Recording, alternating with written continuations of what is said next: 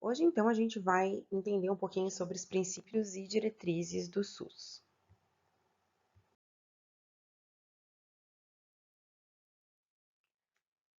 Uma coisa importante para vocês saberem é que esses princípios e diretrizes são todos baseados naquela lei orgânica da saúde, né? Aquela lei que é a 8.080, que eu citei no final da aula passada, e a 8.142. Então, quando a gente fala em leis orgânicas da saúde, são essas duas. A lei 8.080 ela aborda as condições para promover, proteger e recuperar a saúde. Além disso, ela também fala sobre a organização e o funcionamento dos serviços relacionados à saúde. Então, por meio dessa lei, né, as ações de saúde elas são regulamentadas em todo o território nacional. Então, baseado nessa lei é que a gente tem os objetivos, atribuições, princípios e diretrizes do SUS. Já na Lei 8.142, ela aborda a participação da população na gestão e as transferências de recursos da área da saúde entre os governos. Isso quer dizer que ela fala, então, do financiamento também. Então, a 8.142, ela fala sobre a participação popular e o financiamento, né, a geração de recursos para essa área da saúde.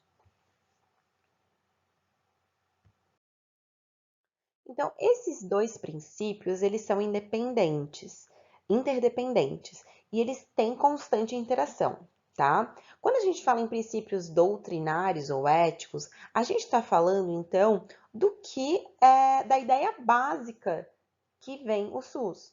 Então, o que é ética, né? Ética é um conjunto de regras e preceitos de ordem valorativa e moral. E o que é doutrina? Um conjunto das ideias básicas contidas num sistema. Então, quando a gente fala princípios doutrinários e éticos, a gente está falando, então, o que rege, né, o SUS. Agora, quando a gente fala em princípios organizativos, organizativo vem de que organiza. Então, a gente está falando os princípios que organizam, né, o sistema do SUS. Em relação aos princípios doutrinários, a gente tem a universalidade, a equidade e a integralidade. Em relação aos princípios organizativos, nós temos a regionalização, hierarquização, descentralização, controle social e participação popular, a complementariedade do setor privado e a resolutividade. E agora a gente vai falar um pouquinho sobre cada um deles. Vamos começar então pelos princípios que são aqueles que doutrinam, né, as ações e todo o serviço do SUS. Então, vamos começar com os princípios doutrinários. Universalidade, equidade e integralidade. Sobre a universalidade.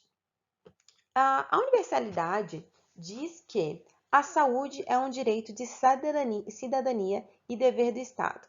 Então, quer dizer que a gente tem uma garantia de atenção, né, à saúde por parte do sistema a qualquer cidadão.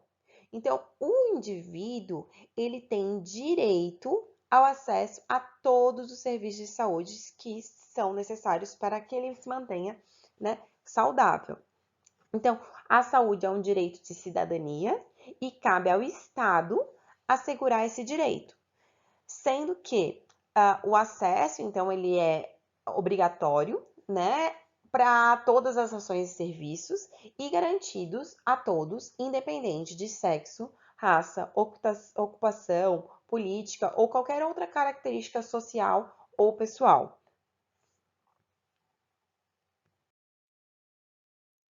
Sobre integralidade. Então, a integralidade visa o atendimento integral ao indivíduo, né? Isso quer dizer o quê? Que é o conjunto de ações e serviços necessários para que o indivíduo seja visto e tratado como um todo.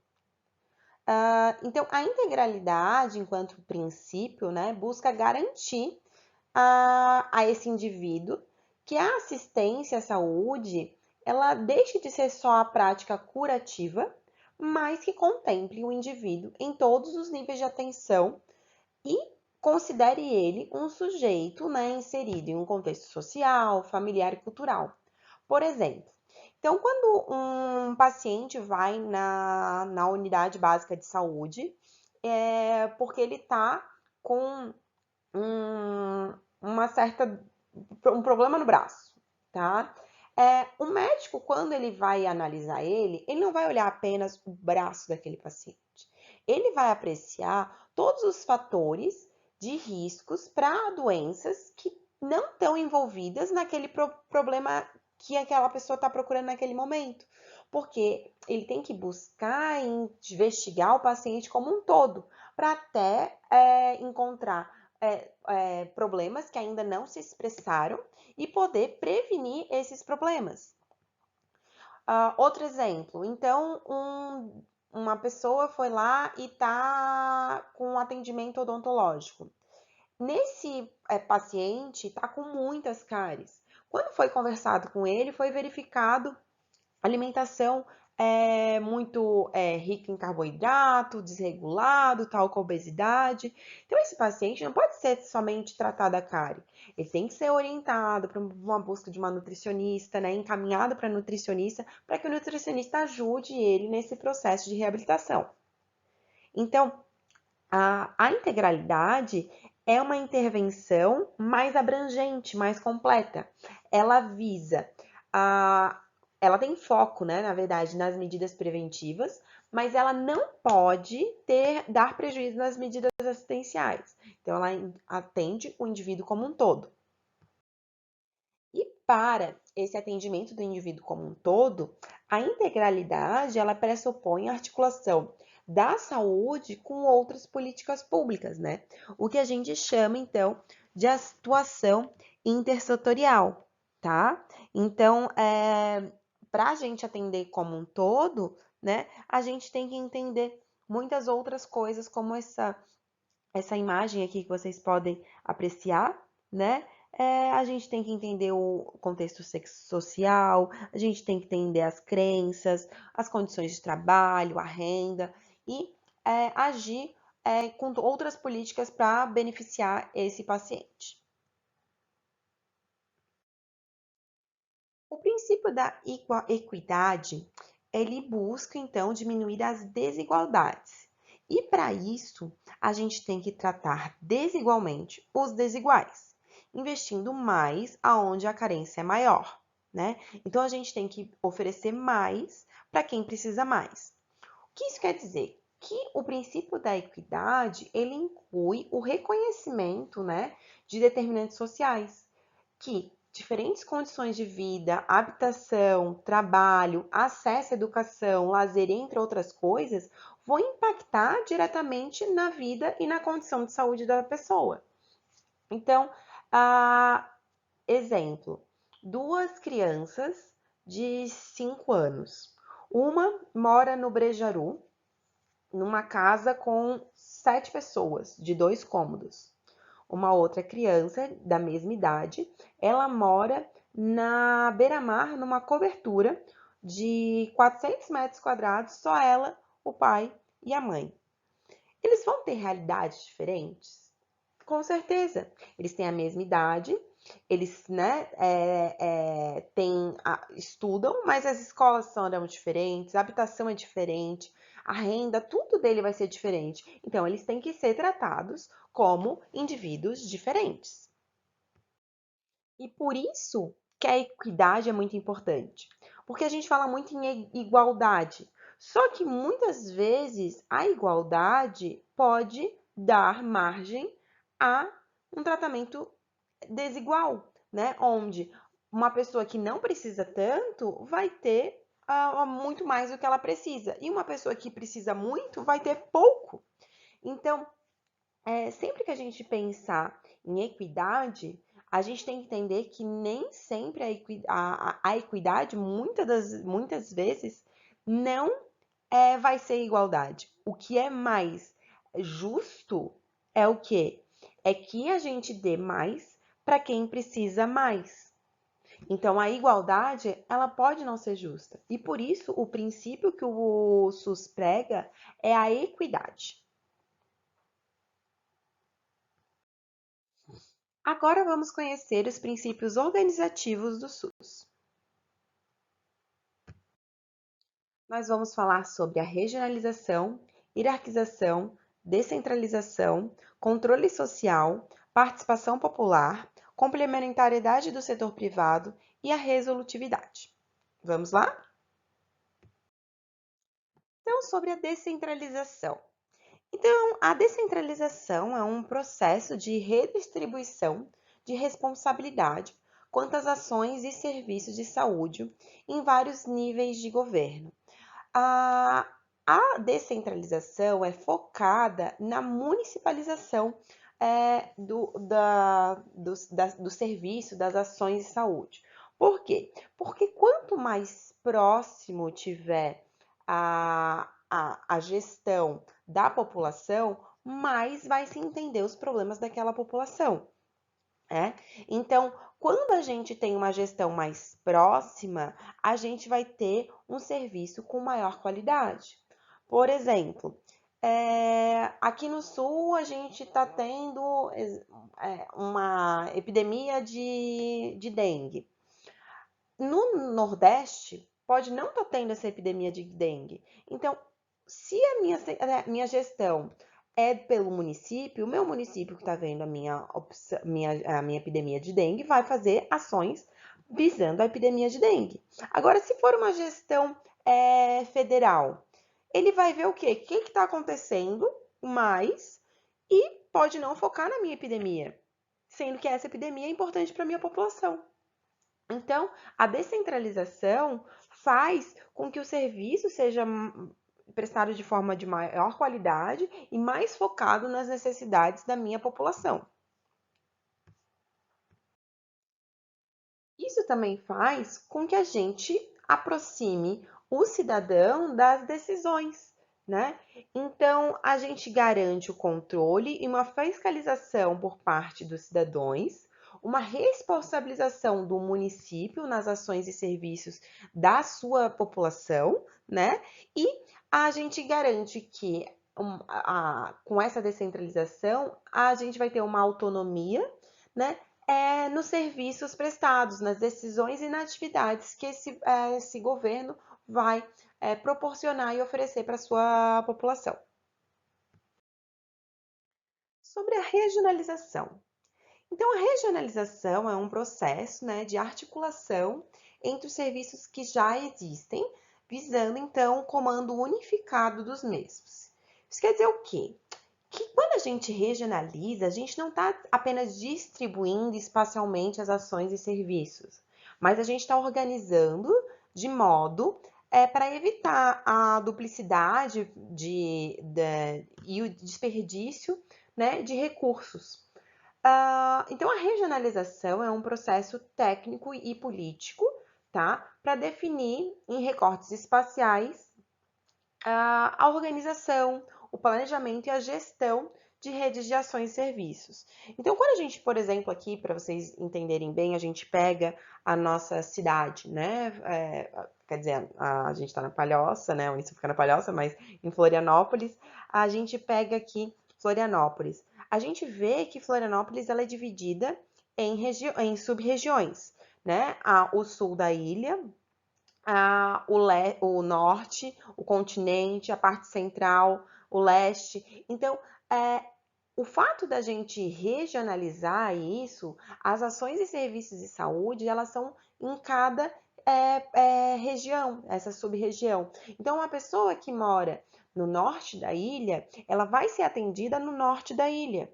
E o planejamento do norte da ilha, a organização, a gestão dos serviços do norte da ilha vai ser diferente de quem mora no sul da ilha. Por quê? Porque tem realidades diferentes.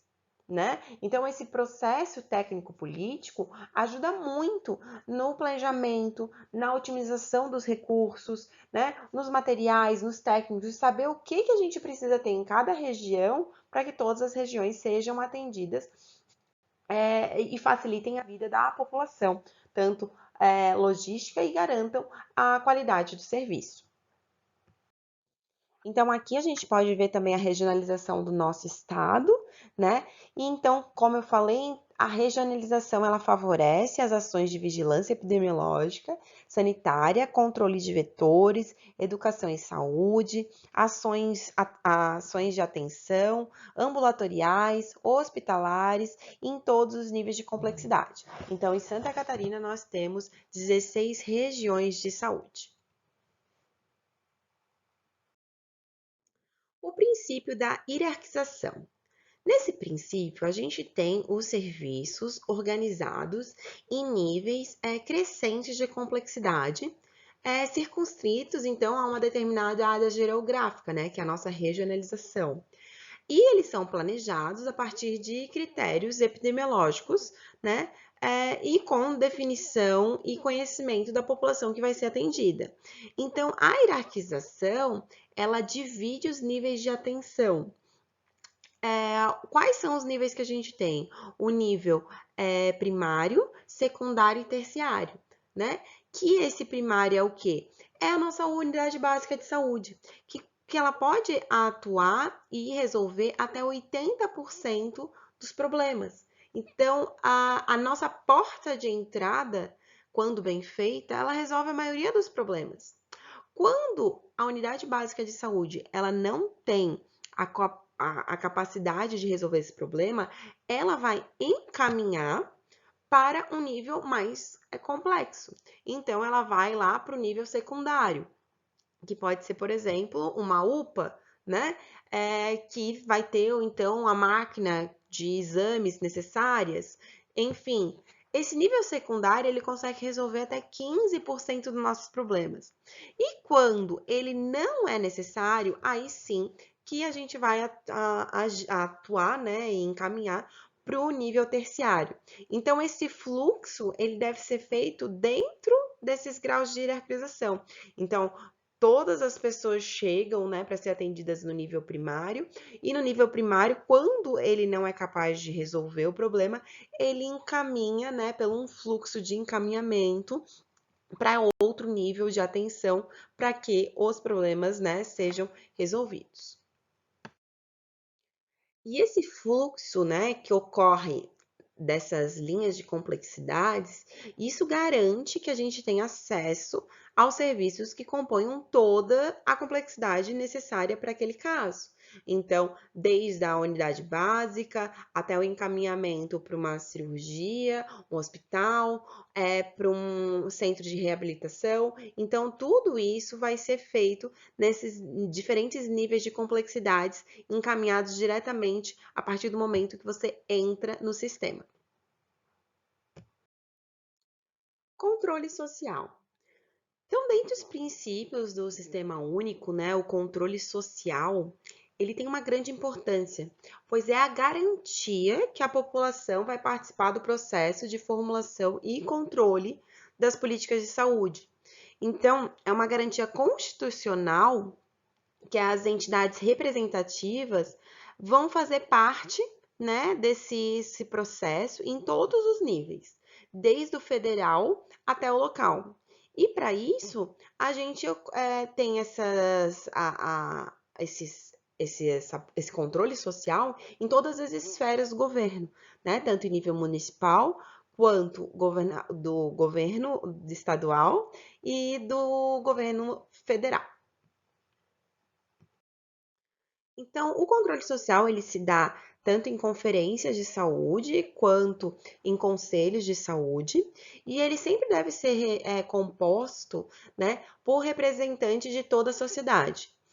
Ah, a gente tem que ter o governo, a gente tem que ter os prestadores de serviços e profissionais de saúde e a participação dos usuários. Dessa forma, a gente vai ter a voz do povo nas ações que vão ser decididas e o planejamento a ser feito.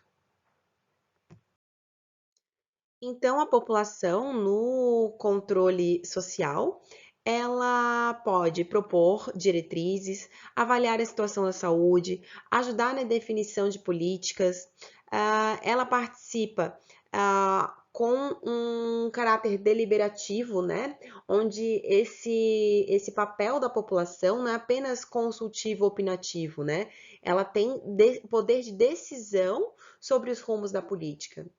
Então, como eu falei, a gente tem nossos conselhos de saúde, que podem ser nacional, estadual, municipal e também local, né? Então, em cada região, sub-região da cidade.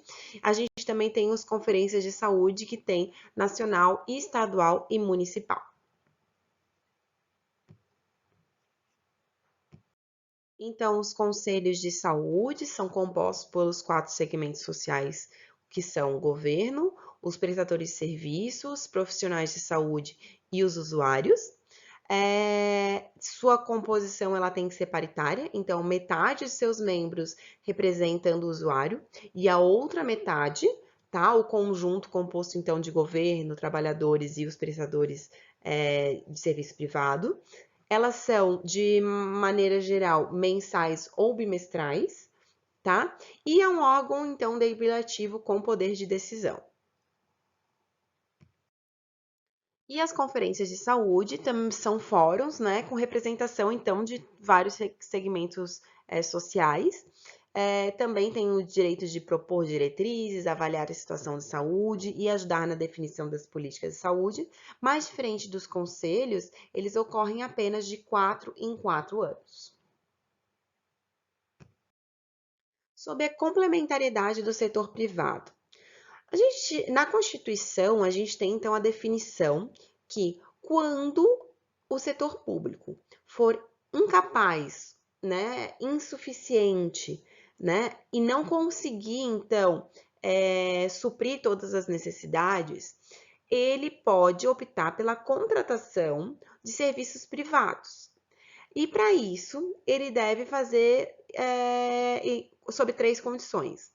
Então, a primeira é a celebração de um contrato, conforme as normas de direito público, né?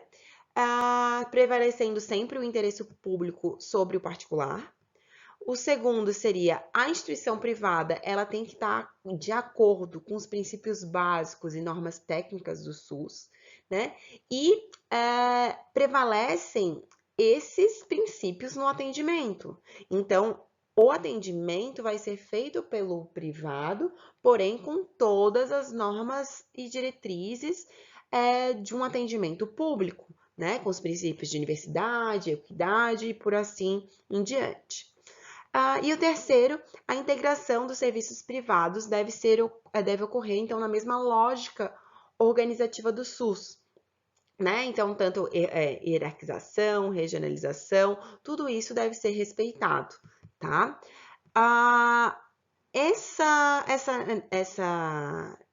Essa ligação, né, com o setor público, privado, então se dará quando o setor público não conseguir resolver o que precisa, né? Então, quando ele não tiver os recursos suficientes, quando ele não tiver os materiais, ou a estrutura, os funcionários suficientes, ele então irá fazer um contrato com uma rede privada para que essa rede privada atue como SUS. Então, esse contrato, né, é feito mediante licitação pública, lembrando sempre que o interesse público deve prevalecer sobre o privado e que os serviços, né, que têm prioridade são aqueles que não têm fins lucrativos e os filantrópicos. Os contratos, então, devem seguir todos os princípios e normas técnicas do SUS, e a integração de serviços privados deverá se dar na mesma lógica organizativa do SUS, respeitando, então, os nossos critérios, né, nossas diretrizes de hierarquização e regionalização. E o princípio da resolutividade. Então, ele é o quê? Ele é definido como uma exigência, né, quando o indivíduo busca o atendimento, ou quando surge um problema de impacto coletivo, né? O serviço, ele tem que ser capaz de enfrentar e resolver até o nível de complexidade necessário. Então, a resolutividade, ela é avaliada a partir dos resultados obtidos pelo atendimento. Se o paciente, ele conseguiu ter o problema resolvido. Então, um serviço, ele só vai ser resolutivo se ele é capaz de modificar positivamente a condição de saúde de um indivíduo, né? Ou da família, ou de um grupo.